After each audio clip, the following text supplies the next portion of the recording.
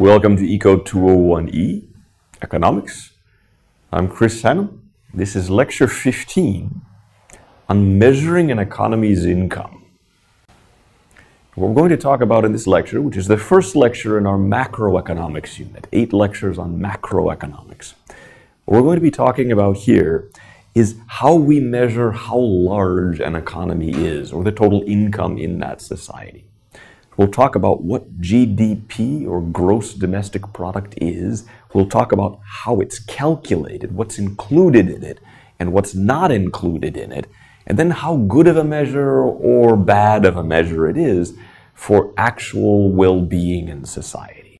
Mention again the distinction that we made way back in the beginning, in the first 2 lectures, between microeconomics and macroeconomics.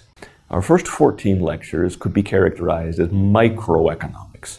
That is, the study of individual decisions made by people or by firms, and how those individual decisions lead together to market-level outcomes for groups of individuals and groups of firms.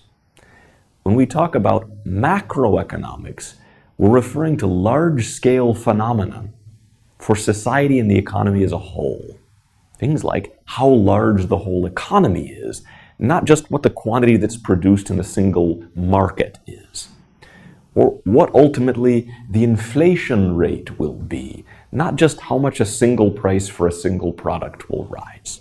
Now, gross domestic product, the most important measure that we use of income in the economy, is intended to measure total income for all people in that economy.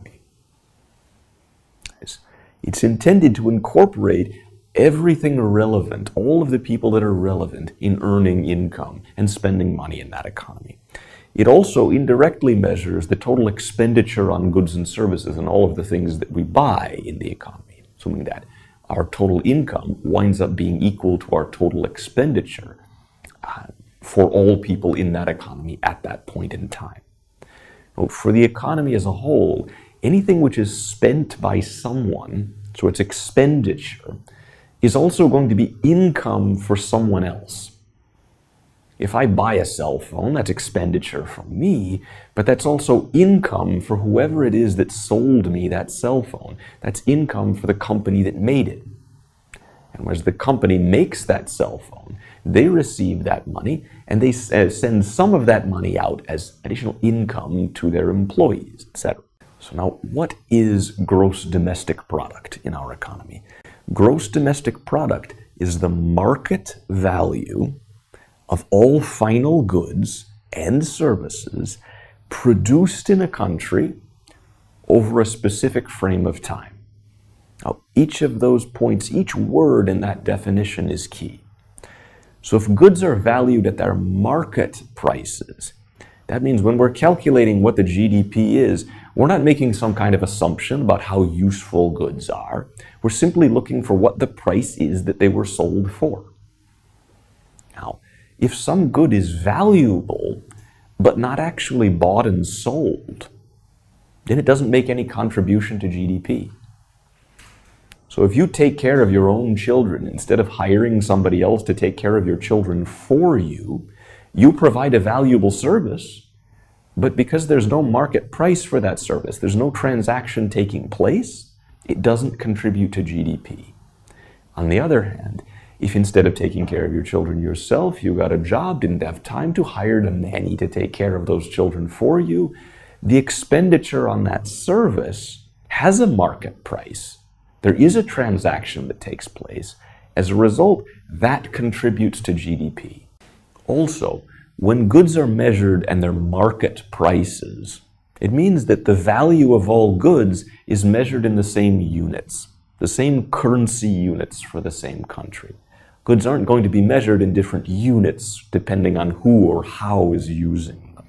However, in the next point, specific point in that definition of GDP, we said that it doesn't measure just all goods and services that are bought and sold in the economy at their market value. It measures specifically the market value of final goods and services.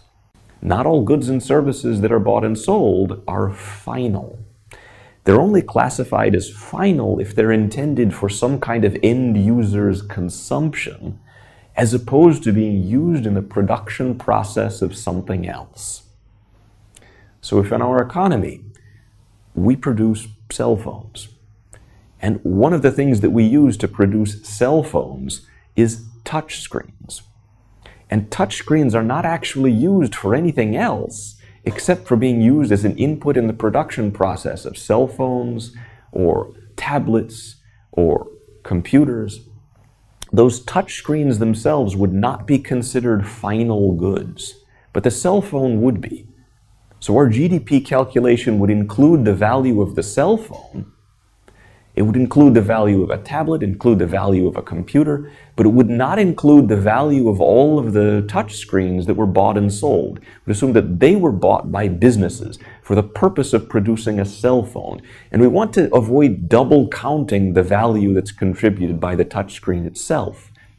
Using that expensive touch screen increases the price or the market value of the cell phone which it is used in. So we're already including the value of that touch screen in the value of the cell phone.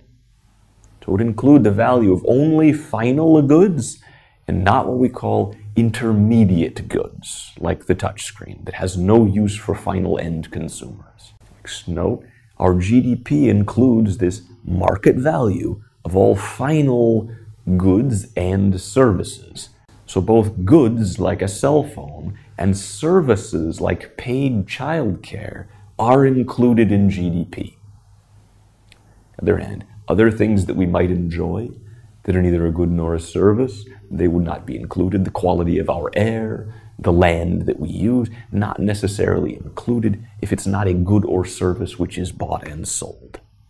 This can include both physical goods and intangible services as well. Many different classes of products will be included here. Next point to mention, as part of the definition of GDP, that GDP includes goods and services that are produced in a country. It does not include necessarily all of those goods and services that are consumed in a country. And it could include the value of goods that were produced but not consumed. Now, where these goods are produced is critical to determining whether or not they contribute to GDP. So, if we produce a good this year and use it next year, so for 1 year or for some number of months, it just sits in a warehouse somewhere unsold, that good still makes a contribution to GDP this year, the year in which it is produced. And also, if we buy some goods from a foreign country, say Turkey buys natural gas from Russia, that's not produced in Turkey, so it doesn't actually make any contribution to Turkish GDP. It makes a contribution to Russian GDP, because Russia is the country in which it is produced. Anything which is produced within a country contributes to GDP, no matter where that good was ultimately consumed. And goods that were not produced within a country do not contribute to GDP, even if they are consumed within a country. And the last key point to make as part of the definition of GDP is that GDP is calculated over a specific period of time, a given period of time. So GDP can be calculated on a quarterly basis, that's 3 months, and then we calculate the market value of all goods and services that are bought and sold in the economy, that are produced in that economy during that 3-month span. And this GDP calculation would refer to the market value of all of those things specifically at that point in time. We have a different GDP calculation, a different GDP estimate than we might have had for the next 3 months or the previous 3 months. We also calculate a GDP over 1 year, annual GDP, as the market value of all final goods and services produced within a country during that year. Logically, it would not include market value of final goods and services produced in the economy in the previous year, only within that specific given period of time. Whereas GDP includes this market value of all final goods and services produced in the economy, those final goods and services produced in the economy during that given period of time can have different uses and therefore be classified in different ways. And we say that there are 4 different components of GDP, where the classifications come from how these final goods are ultimately used. The first is consumption. The goods that make up GDP could be consumed by households. So your cell phone would likely be a consumption expenditure. We could also classify goods, final goods, which will make contributions to GDP, as being part of the component investment. That is, instead of being consumed as final use by consumers, such as a cell phone, they might be used to produce capital, which will remain in our economy overall. Now, intermediate goods, like, say, a touch screen, don't contribute to GDP, but investment in new capital does. Buildings, for example, tractors, airplanes, those are likely to make contributions not to consumption, but to investment, because they're used not for household consumption, they're used for increasing the capital stock of the economy. And both investment final good expenditures and consumption final good expenditures make contributions to GDP. The third component would be government purchases. Cell phones could be purchased by you for your own consumption. They could also be purchased by the government for use by the government to hand out to government employees. Now, a building could be built as part of private sector capital. A building could also be built for government use, in which case that final good would make a contribution to the component of GDP, government expenditures, rather than the component of GDP, investment, as investment refers to private sector investment. And that last of the 4 components of GDP would be net exports. That is, a good might be produced domestically, therefore it should make a contribution to GDP, but not be part of domestic consumption expenditures. It could be part of foreign consumption expenditures. If people in some foreign country buy that good that we produced, it still makes a contribution to our GDP because we produce it here, even though we don't consume it here. So now why net exports and not exports? Well, if we calculate the total value of all consumption expenditures in the economy, and that's C, and we say that that C is going to make a contribution to GDP, total consumption expenditures in our economy, and maybe even some government expenditures and investment expenditures, they might include imports. And those imports, those things that are produced in another country contributing to foreign GDP, aren't produced in our country, so shouldn't make any contribution to our GDP. So we don't actually want to include those in GDP, even though they're included in consumption.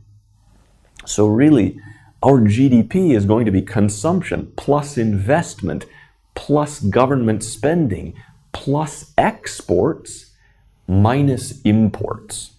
And exports minus imports is net exports.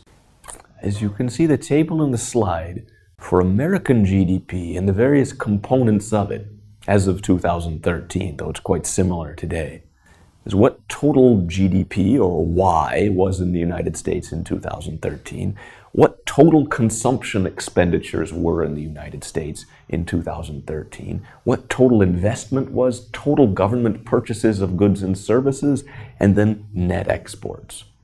To know that in the United States or in any other country, total government spending includes spending on things other than goods and services.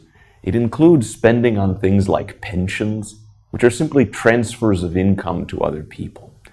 Those transfers of income to other people will ultimately show up in GDP through those people's consumption expenditures. And we don't want to double count those by making them contribute to G as well. So, G is much smaller than the total government budget because it refers only to the total amount of government purchases of goods and services. And here in the United States in 2013, the percent of GDP that was made up by consumption expenditures was 68.2%.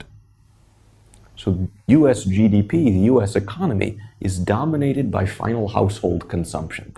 Investment and government spending on goods and services made up much smaller proportions of total American GDP, 16.2 and 18.5% respectively.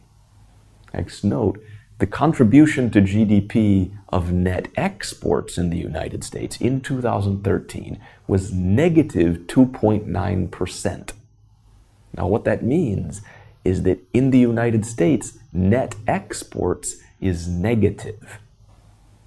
So exports in the United States are making a contribution to GDP, but we have to subtract imports from C plus I plus G, where they're included automatically. We have to subtract imports, and net exports includes exports minus imports. So American exports are making a contribution to American GDP, but American exports are less than American imports, at least in terms of their total market value. Now we'll go through a few examples of situations in which somebody might purchase a good, consume a good, and try to figure out whether or not this makes a contribution to GDP or not. So suppose in our first example, we have an individual, Debbie, and she spends $300 to buy her husband dinner at a fancy restaurant in Boston, and we want to figure out whether this makes a contribution to American GDP. Is this consumption? Is this investment? Is this government spending? Is this a final good? Is the 300 a market value? Is this a service which is produced in the country? Oh yes. This is a final service which is produced in the United States, and $300 is its market value. This should be part of consumption expenditures, and it should be part of GDP. Next, or B, suppose an individual named Sarah spends $1,200 on a new laptop computer, but the purpose of that laptop computer is to use in her own publishing business. Next, suppose that laptop was made not in the United States, but in China. Does her purchase make a contribution to US GDP? Next, is this a consumption expenditure? No. This laptop computer which Sarah has purchased, she's purchasing as a form of capital. For her, this is investment for her business in new capital. This will be used in the production process. So this should make a contribution, if it makes a contribution to GDP, through investment, not through consumption. However, this particular laptop, we say, is made in China and not in the United States. So it's not a good which is produced in the United States. It is a good which is imported into the United States. So this should have a 1,200 positive impact on US investment, but a negative 1,200 impact on US net exports. For in the end, no impact on US GDP at all. Our third case, suppose another individual, Jane, spends $800 on a computer to use in her editing business, but she buys a model that was made last year for a discount from the manufacturer or retailer. Now, we already established, and suppose, although it doesn't mention, suppose this computer is made or was made in the United States. So we already mentioned that in the previous case for Sarah. If she buys a computer for use in her business, it isn't a consumption expenditure, it's a capital expenditure or investment to be used for producing goods and services in the future. But investment does make a contribution to GDP. The key to bear in mind here is that because this is last year's model, this is not produced this year during this given period of time. So it doesn't make a contribution to GDP this year because it's not produced this year. It was produced last year.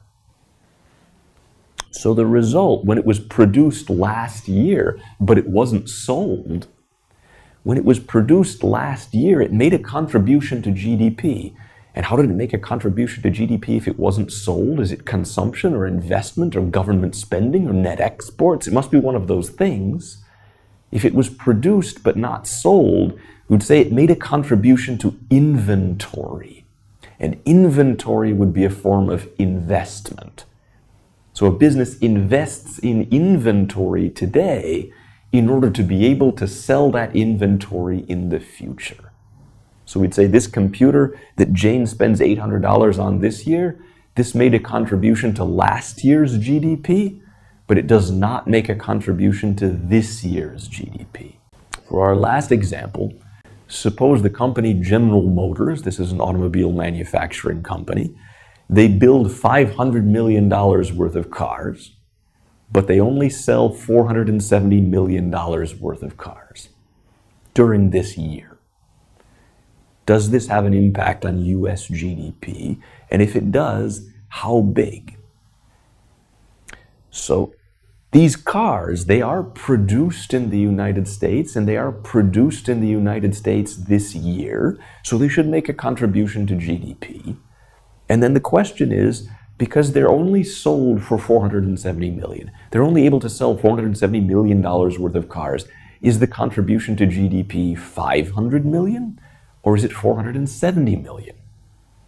And the answer is $500 million. We look at this in very much the same way as we would look at the case of Jane's computer, which she purchased the year after it was produced. The year it was produced, it was not sold, so it contributed to inventories, which are a form of investment. Here we assume General Motors produces $500 million worth of cars this year. They sell $470 million of those cars, so they have some cars left. If they have 30 million of cars left unsold, that should make a contribution to inventories such that the $500 million worth of cars they produced this year all make a contribution to GDP. 470 million through consumption and 30 million through inventory investment. Next, we'd like to make a distinction between two different ways that we could measure GDP. One would be the standard approach that we call nominal GDP. Nominal GDP is logically the price of all of these goods and services that sell during this year, produced during this year, times the quantity of them that are produced. Real GDP would take nominal GDP and correct it for inflation. Now, nominal GDP, based on that definition of GDP, that was the market value of all of these final goods and services that were produced within an economy during that year. And that market value for nominal GDP would be a current price. Now, for us to calculate real GDP, which we want to do in order to determine whether our nominal GDP is rising because we are producing more, or whether our nominal GDP is rising because the prices of everything we buy have become so high, we want to calculate these value of all of the final goods and services that are produced in an economy within the year using not the current market price for the value, but some price from some base year or some time in the past. And we use that for comparing GDP between years. We might use, for example, a base year of 2010, and then calculate the GDP, that value of all of these final goods and services that are produced within the economy during the year, if all of the prices were the same as the prices had been in 2010. As a simple example, we'll imagine that we have a simple abstract economy where the only two goods that are produced are pizza and lattes. And we compare the years 2011, 2012, and 2013, during which the price of pizzas has risen from 10 to 11 to 12, and the price of lattes has risen from 2 to 2.5 to 3. Of course, we're also measuring the quantity of final pizzas that are produced within our economy during this year 2011, and during this year 2012, during this year 2013. The quantity of pizzas rises from 400 to 500 to 600. The quantity of lattes produced within our economy during the year 2011 is 1,000, rising to 1,100 in 2012, rising to 1,200 in 2013. Now, we can calculate, based on this information, what nominal GDP in our hypothetical economy was in each year. just as the price of pizza times the quantity of pizza plus the price of lattes times the quantity of lattes. So in 2011, our total GDP, our nominal GDP, is 6,000. In 2012, our nominal GDP rises to 11 times 500 plus 2.5 times 1100 to 8,250. Our nominal GDP rises in part because we're producing more pizza and producing more lattes, and it also rises in part because the price of pizzas are rising and the price of lattes are rising, overall giving us a 37.5% increase in nominal GDP from 2011 to 2012. We calculate the total value using current prices of pizza and lattes in 2013. We get a nominal GDP of 10,800 and a further increase in nominal GDP over the 2012 value of 30.9%. Next, how would we use this same information to calculate real GDP and real GDP growth rates? Well, to do that, we need to assume that one of these 3 years, either 2011, 2012, or 2013, for the purpose of calculations, is our base year. Here we'll just assume it's the first year, 2011, and then in 2012, we will calculate this value of all final goods and services produced within the economy in 2012, assuming the value is the price that those goods cost in 2011. Not the price in 2012. So in 2011, our total GDP is 2011 price times 2011 quantity plus 2011 price times 2011 quantity.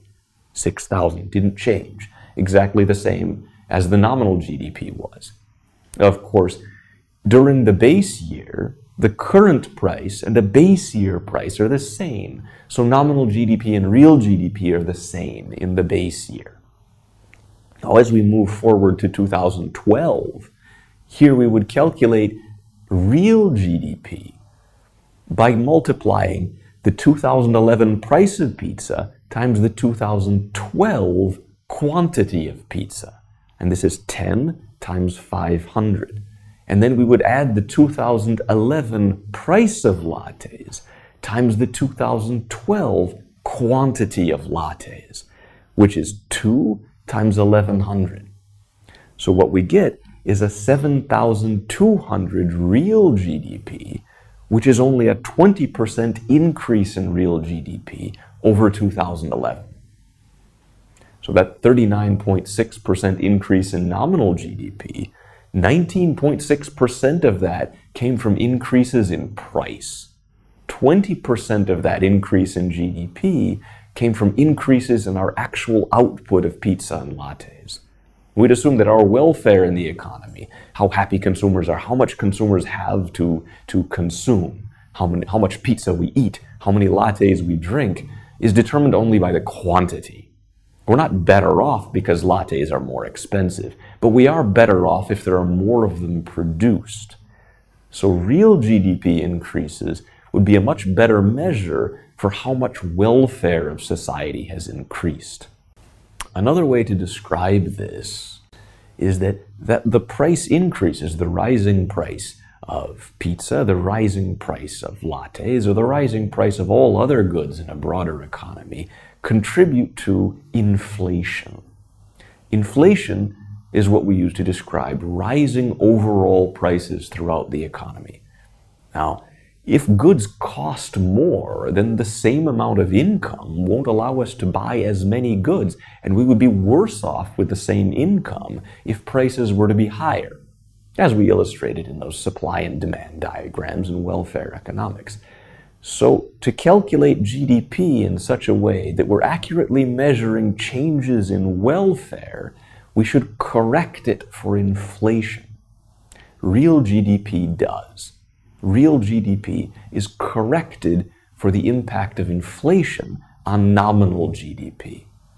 Nominal GDP or nominal GDP growth rates are not corrected for inflation. And we might get the false impression that our economy has grown very fast, when in fact it has not, and welfare really hasn't improved or hasn't improved very much. We can use the difference between nominal GDP and real GDP over time and how they change to calculate across the entire economy exactly how much prices are rising.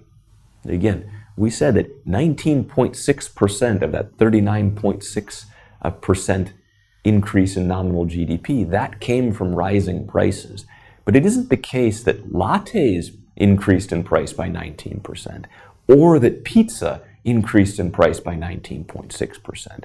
That came from a measure of the economy overall, some kind of aggregate price. Now, to know how much prices overall are rising, one of our measures is called the GDP deflator. This measures exactly how much we would need to deflate nominal GDP in order to convert it into real GDP.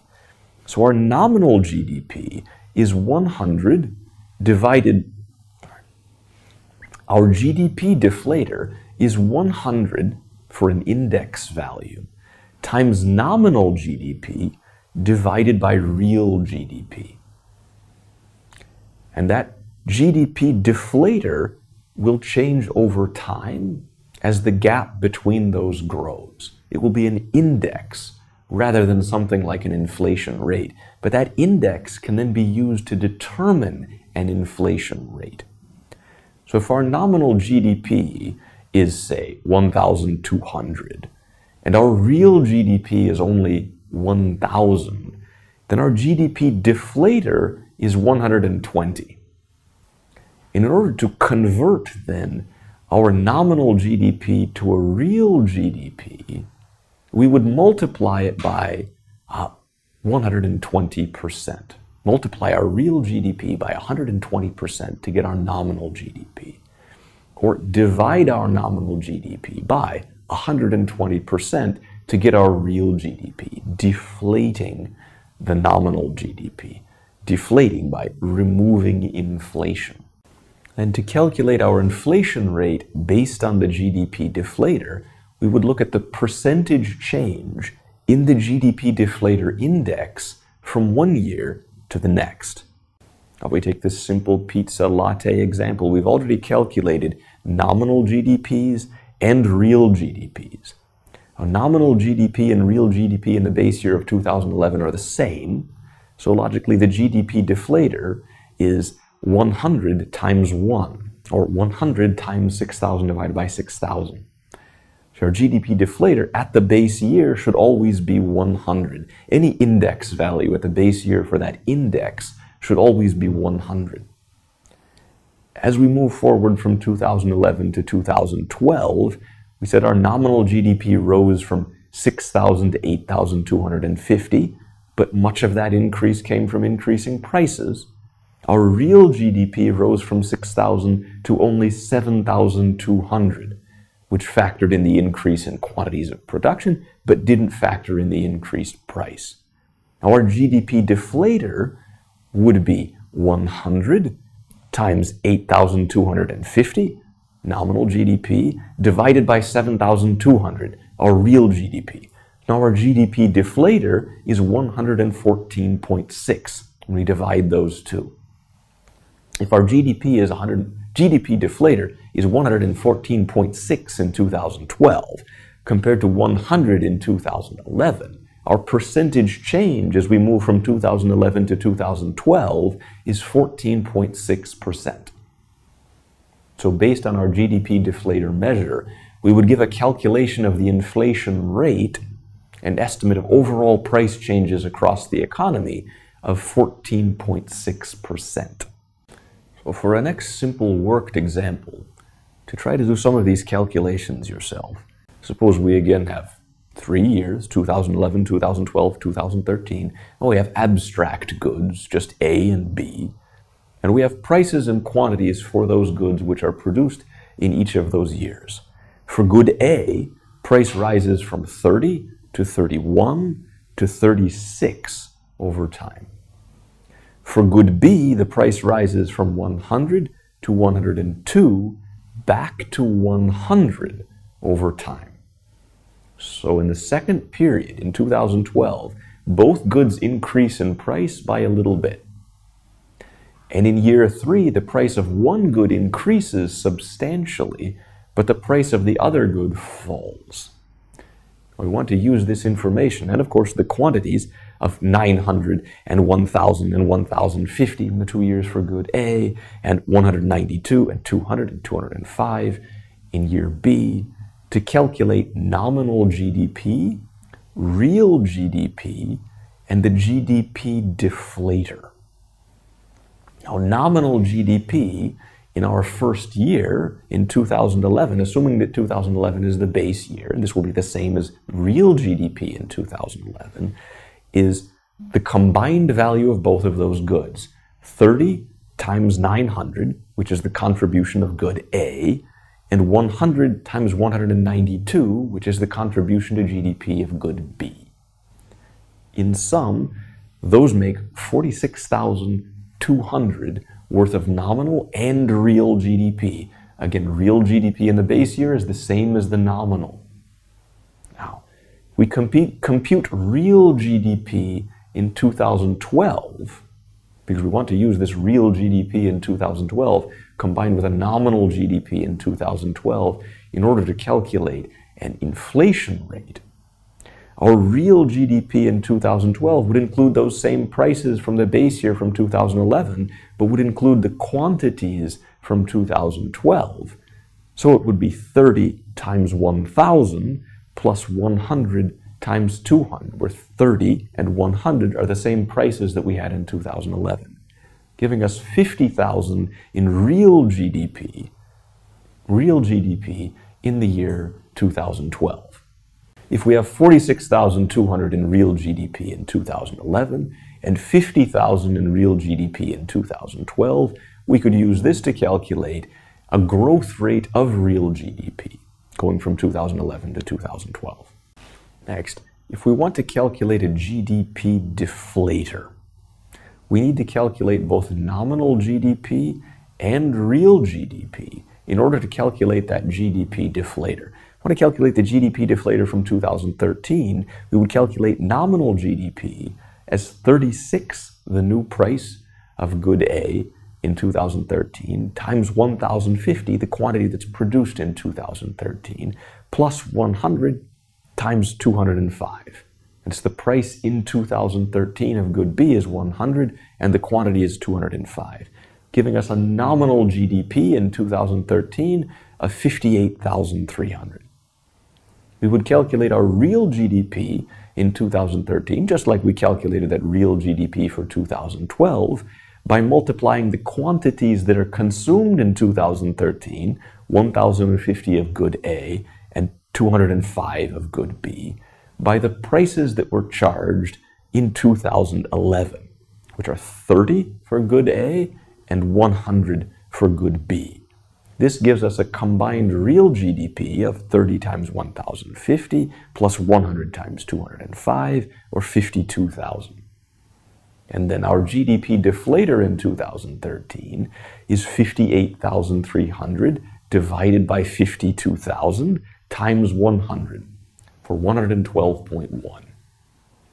Now, does this mean that our inflation rate in 2013 was 12.1%? No. It means there's been 12.1% inflation between the base year and 2013. But to calculate an inflation rate, we should also calculate the GDP deflator in 2012. Next to note, although GDP includes the market value of all consumption goods and all investment goods and all government goods and services consumed and net exports and things like that, includes many important things that are relevant for our well-being, that GDP is far from a perfect measure, just like income is far from a perfect measure of society's well-being or an individual's well-being. There are many important things that are not included in GDP. Now, if we sacrifice some of those important things in order to have more GDP, we could potentially make ourselves worse off. So it is important to bear in mind the distinction between income and well-being or welfare. As a famous quote from Senator Robert Kennedy, brother of John F. Kennedy. Gross domestic product does not allow for the health of our children, the quality of their education, the joy of their play. It does not include the beauty of our poetry or the strength of our marriages, or the intelligence of our public debate or the integrity of our public officials. It measures neither our courage, nor our wisdom, nor our devotion to our country. It measures everything, in short, except that which makes life worthwhile. And it can tell us everything about America except why we are proud to be Americans. All of these things, as Robert Kennedy mentioned, that are not included in GDP, but might affect our well-being or happiness or pride. We could imagine an alternative measure of GDP, an alternative measure of well-being that could try to incorporate some of these things. So that much of what we value in life is not incorporated in GDP, although automobiles and electricity and many services are. For one thing, GDP does not incorporate, does not value the quality of the environment. It does not value, say, public parks or your enjoyment of them. It does not value how clean your air is. It also does not value your free time and how much you enjoy using it and what you enjoy doing with it. Now, in the first two cases here, we can imagine policies which would lead to environmental degradation. We could build over a public park, or we could have increased pollution from industrial activities and power plant activities which produce goods and services for final sale that make contributions to GDP. Our GDP could rise, but we could sacrifice environmental quality, and as a result would be less well off than that increase in GDP would suggest that we would be.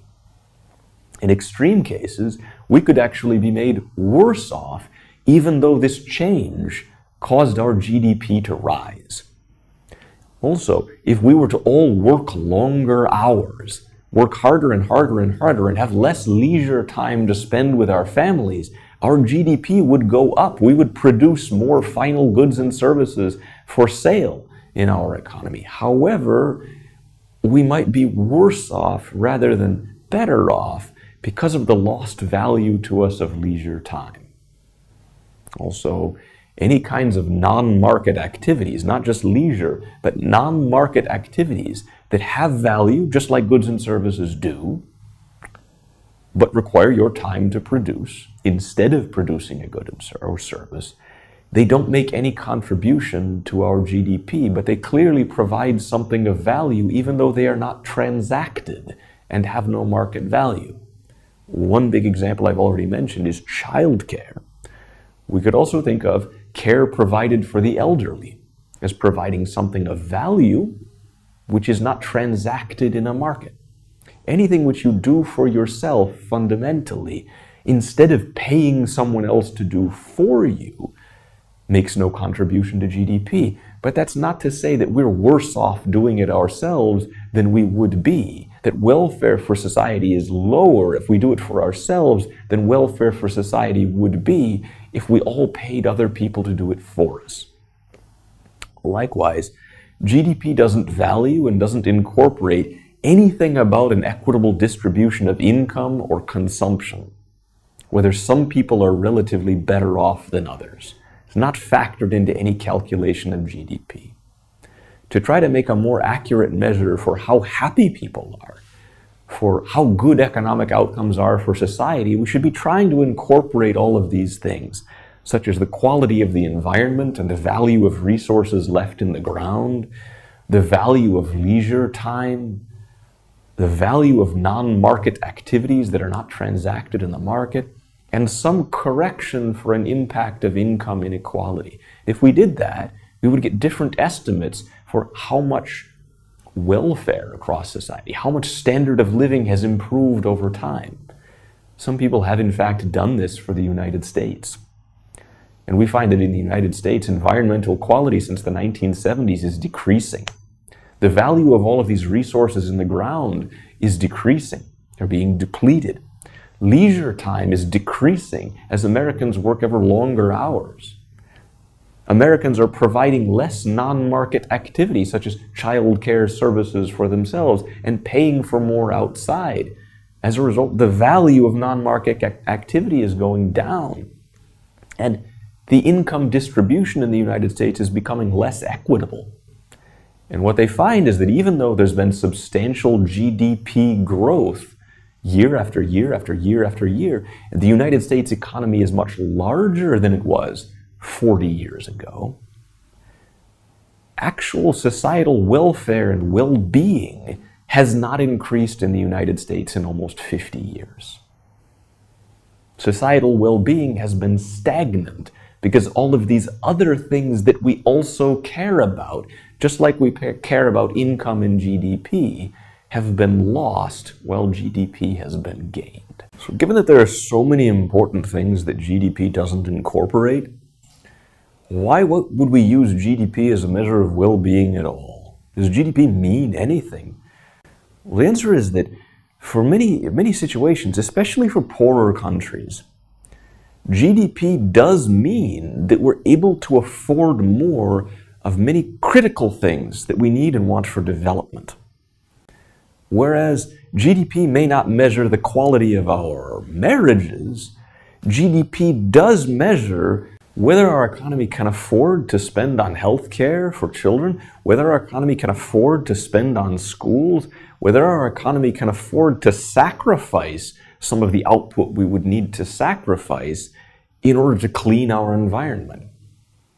Now, economies with higher GDPs, so higher per capita incomes, can be demonstrated to both have the ability to pay for better schools and to have better schools, and to have the ability to pay for better health care for children and to pay for better health care for children, and to have the ability to sacrifice some output for the environment, to be willing to sacrifice for the environment, and to have cleaner environments.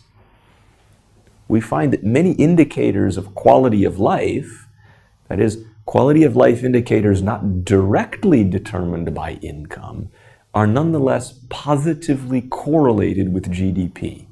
So typically around the world, we see these indicators improve. Therefore, quality of life improves. Even if we measure quality of life in some other way, we don't measure quality of life and welfare through income.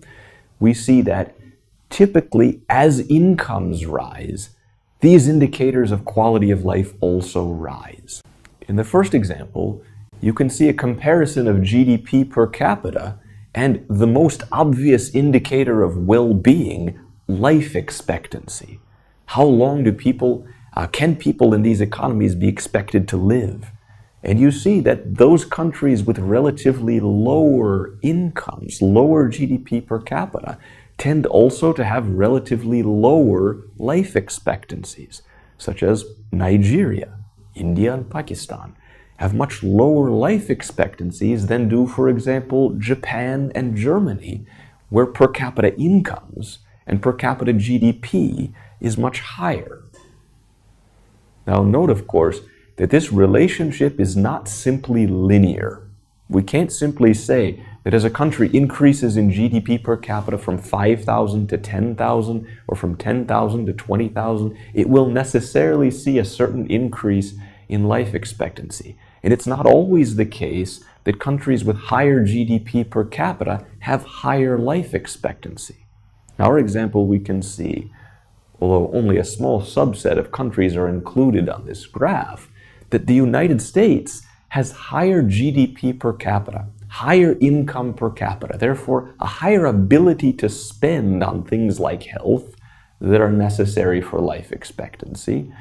But in the United States, life expectancy is actually lower than it is in Japan or it is in Germany. This is while in the United States there's a greater ability to spend on things like healthcare. That spending on healthcare in the United States is not very efficient. And it doesn't necessarily go to the places that it would need to go to have the maximum impact on life expectancy. Public policies in these areas in Japan and Germany are better than they are in the United States. That isn't to say that in the United States they have a lower life expectancy than they would if they had a lower GDP per capita. Just that GDP per capita is far from the only critical determinant of life expectancy. Next, we can look at the relationship between GDP and average years of schooling, educational attainment in these countries. So how the relationship between income per country and the number of years which children choose to remain in school works is often because poor families, families with very low incomes, can't afford to keep their children in school instead of working somewhere, perhaps on a farm, and earning an income. The higher incomes are, not just the more and better schools a country can afford, but parents are able to afford to continue to send their children to school. So we see something even closer to a linear relationship between per capita income or per capita GDP and years of schooling. Within the United States and Germany and Japan, much greater average years of schooling than we see in Indonesia and Brazil and India and Nigeria. Last, we see a relationship between GDP and income per capita and water quality. Now, water quality is just one of many measures of environmental quality, something that we could potentially be sacrificing as we produce more, pollute more, damage our environment in order to increase our GDP, to have more of other kinds of goods. So it might be logical to assume, actually, that countries that are producing more, that have a lot of industrial output, have chemical factories dumping things into the water, leading to reduced water quality. But as we can see here, that's not what the relationship, empirically, as we look at the data, looks like between GDP per capita and water quality. We see that in many countries where GDP per capita is relatively low, they still have polluting heavy industries that are hurting their water quality. And a lot of water quality damage, a lot of water quality reductions come about from agricultural emissions. And even economies that are very poor obviously have very large and important agricultural sectors with fertilizers that are contaminating water supply, pesticides that are contaminating water supply. And what we see in the case of water quality and many other environmental indicators as well is that countries with higher GDP per capita tend to have stricter regulations to try to reduce those emissions to something closer to the socially efficient level, as we talked about in that chapter on externalities. In poor countries, either the governments are not able to institute these kinds of policies, even though they would like to, because they lack the capacity, or these countries are not willing to make those sacrifices in output in order to have cleaner water. That is to say, their socially efficient levels of pollution may be higher than in richer countries because people are willing to sacrifice water quality when they have so little of all of these other goods. They wouldn't be willing to say, stop using these pesticides and fertilizers on their farms, because if they did so, they might starve. And they would rather have food and contaminated water than no food at all.